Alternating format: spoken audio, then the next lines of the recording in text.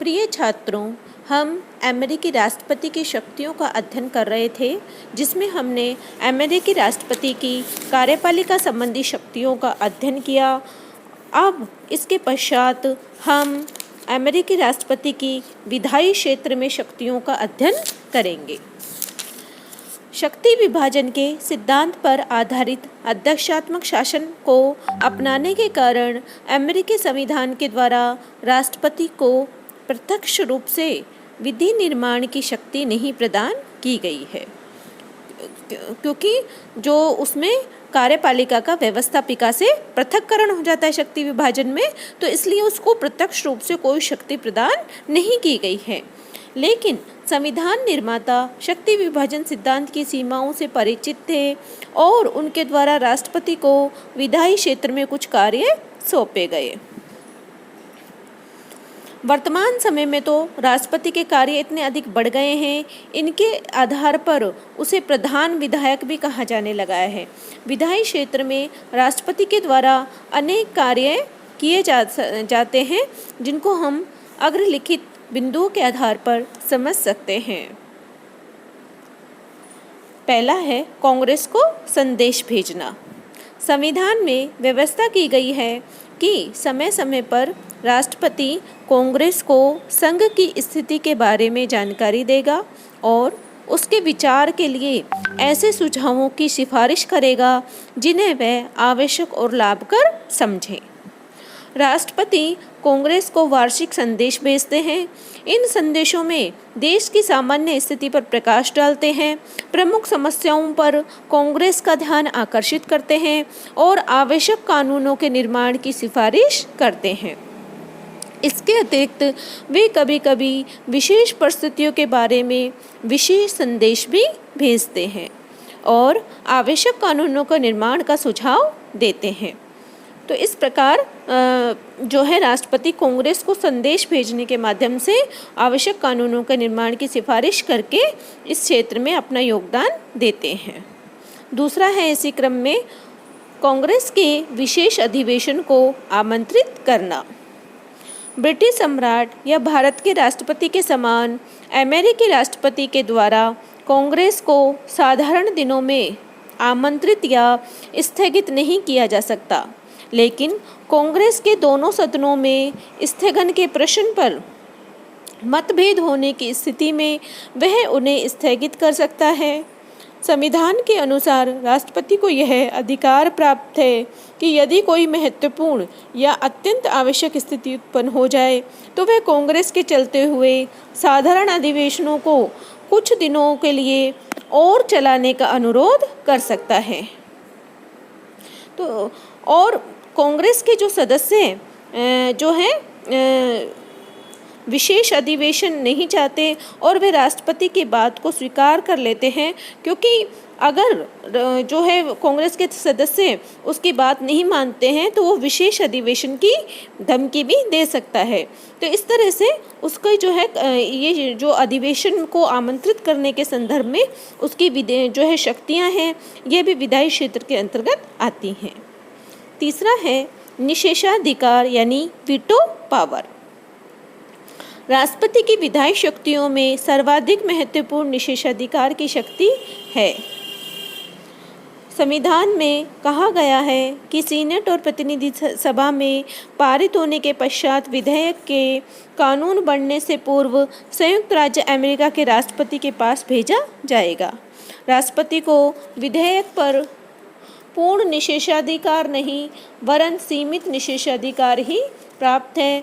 उसकी निषेधाधिकार शक्ति के दो रूप हैं, पहला विलंबकारी निषेधाधिकार और दूसरा जेबी निषेधाधिकार। विलंबकारी निषेधाधिकार से तात्पर्य है कि जब कोई भी विधेयक राष्ट्रपति के पास हस्ताक्षर के लिए आता है तो राष्ट्रपति उसे अस्वीकृत कर सकता है और अपनी आपत्तियों के साथ उसे सदन में लौटा सकता है, जिससे यह प्रारंभ हुआ था। यदि पुनः सदन 2/3 बहुमत से इसे पारित कर दे तो यह कानून बन जाता है और इस पर राष्ट्रपति के हस्ताक्षर की आवश्यकता नहीं होती है। इस प्रकार राष्ट्रपति का निषेधाधिकार मर्यादित है, पूर्ण नहीं, लेकिन इसका महत्व इस दृष्टि से है कि सदा 2/3 बहुमत का मिलना आसान नहीं होता और राष्ट्रपति के द्वारा एक बार अस्वीकृत कर दिए जाने पर प्राय विधेयक समाप्त ही हो जाता है।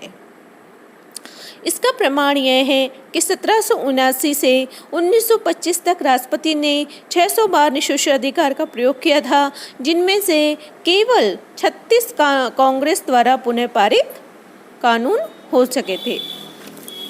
तो इस प्रकार हम देखते हैं कि उसकी जो निषेधाधिकार की शक्ति है, विलंबकारी निषेधाधिकार की जो शक्ति है, उसके द्वारा भी वह कानून निर्माण पर अपना नियंत्रण रखता है। दूसरा निषेधाधिकार आता है जेबी निषेधाधिकार, जिसे पॉकेट वीटो भी कहते हैं। जब कांग्रेस का अधिवेशन चल रहा हो, उस समय राष्ट्रपति के पास यदि कोई विधेयक स्वीकृति के लिए आता है तो राष्ट्रपति के द्वारा उस पर अवकाश के दिनों के अतिरिक्त 10 दिन तक विचार किया जा सकता है। 10 दिन के पश्चात राष्ट्रपति की बिना स्वीकृति के ही विधेयक कानून बन जाता है, परंतु यदि 10 दिनों में कांग्रेस का अधिवेशन समाप्त हो जाए और राष्ट्रपति की स्वीकृति न मिलने पर यह विधेयक अपने आप ही निषिद्ध हो जाता है। इसमें राष्ट्रपति को प्रत्यक्ष रूप से निषेध करने की आवश्यकता नहीं होती और इसे राष्ट्रपति का जेबी निषेधाधिकार कहा जाता है। अभिप्राय यह है कि राष्ट्रपति ने विधेयक को अपनी जेब में रख लिया है, इसे न तो स्वीकार किया और न ही अस्वीकार किया। इस शक्ति का महत्व इस दृष्टि से है कि कांग्रेस के द्वारा अपने अधिवेशनों के अंतिम दिनों में जल्दी विधेयक पारित करती है, परंतु जेबी निषेधाधिकार के कारण ये विधेयक विधि का रूप नहीं ले पाते हैं। चौथी है कार्यपालिका के आदेश। निषेधाधिकार राष्ट्रपति को निषेधात्मक विधायी शक्ति प्रदान करता है, तो राष्ट्रपति के द्वारा सकारात्मक विधायी शक्ति का प्रयोग कार्यपालिका आदेश के माध्यम से किया जाता है। राष्ट्रपति को शासन विषयक आदेश जारी करने का अधिकार प्राप्त है।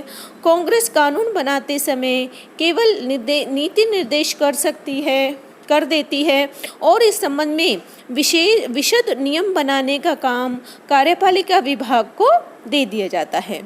इस व्यवस्था का लाभ उठाकर राष्ट्रपति शासन विषयक विभिन्न आदेश जारी करता है, जिनका कानून के समान ही महत्व होता है। इसे प्रदत्त व्यवस्थापन या अध्यादेश शक्ति भी कहते हैं। इसके अतिरिक्त अन्य साधनों के द्वारा भी राष्ट्रपति विधि निर्माण के क्षेत्र में अपना महत्व रखता है। कांग्रेस के अंदर और बाहर राष्ट्रपति की एक प्रभावशाली लॉबी होती है, जो राष्ट्रपति की इच्छानुसार कानून निर्माण करवाने का प्रयत्न करती है।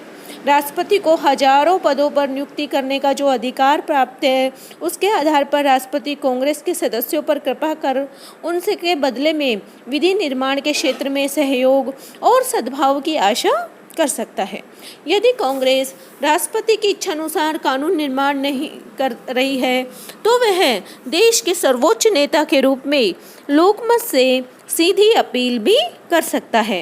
इन सब के अतिरिक्त कांग्रेस सदस्यों के साथ सम्मेलन और अनुरोध के आधार पर उसके द्वारा विधायी निर्माण के कार्य को प्रभावित करने का सफल प्रयत्न किया जा सकता है। विधि निर्माण के क्षेत्र में राष्ट्रपति की इन समस्त शक्तियों के बावजूद हमें यह तो मानना होगा कि राष्ट्रपति के विधि निर्माण कार्य को प्रभावित ही कर सकता है, नियंत्रित नहीं।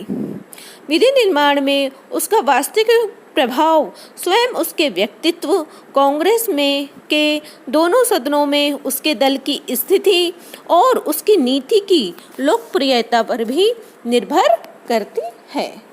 तो राष्ट्रपति की जो विधायी शक्तियों में हम इतना ही देखेंगे।